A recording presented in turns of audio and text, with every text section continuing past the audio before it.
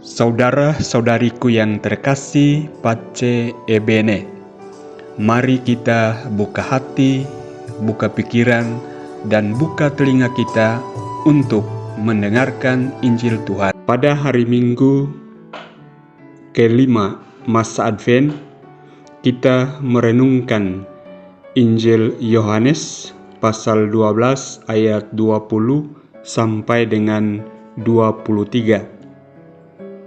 Di antara orang-orang yang datang ke Yerusalem untuk merayakan Paskah, terdapat beberapa orang Yunani. Orang-orang itu pergi kepada Filipus yang berasal dari Betsaida di Galilea, lalu berkata kepadanya, "Tuan, kami ingin bertemu dengan Yesus." Filipus pergi memberitahukannya kepada Andreas, dan berdua mereka menyampaikannya pula kepada Yesus. Kata Yesus kepada mereka, "Telah tiba saatnya Putra Manusia dimuliakan. Sesungguhnya aku berkata kepadamu, jika biji gandum tidak jatuh ke dalam tanah dan mati, ia tetap satu biji saja. Tetapi jika mati, ia akan menghasilkan banyak buah. Siapa saja yang mencintai nyawanya, ia akan kehilangan nyawanya.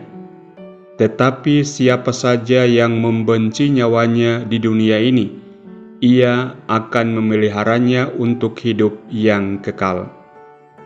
Siapa saja yang melayani aku, ia harus mengikuti aku, dan di mana aku berada, di situ pun pelayanku akan berada.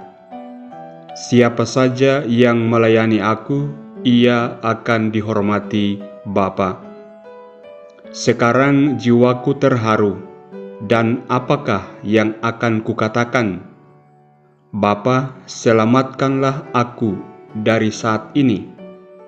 Tidak, sebab untuk itulah aku datang ke dalam saat ini.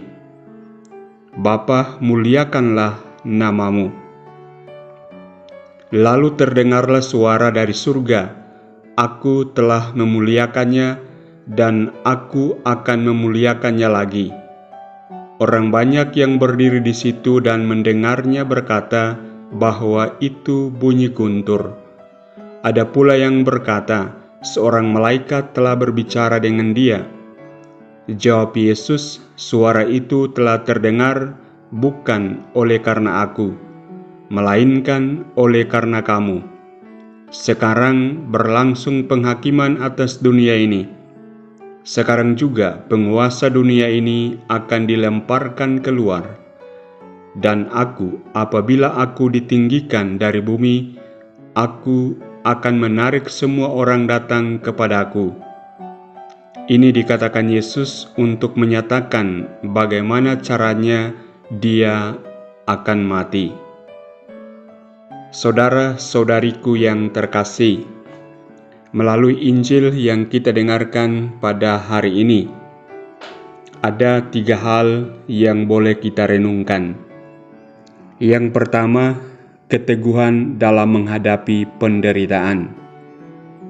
Yesus mengungkapkan kepada para pengikutnya bahwa saatnya untuk menghadapi apa yang akan terjadi di depannya.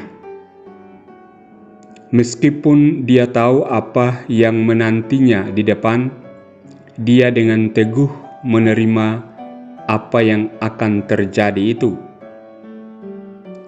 Hal ini mengajarkan kita tentang pentingnya keteguhan dalam menghadapi penderitaan dan tantangan hidup. Saat kita mengalami penderitaan dan cobaan, marilah kita meneladani kesetiaan Yesus dan mempercayakan diri kita kepadanya dengan penuh keyakinan.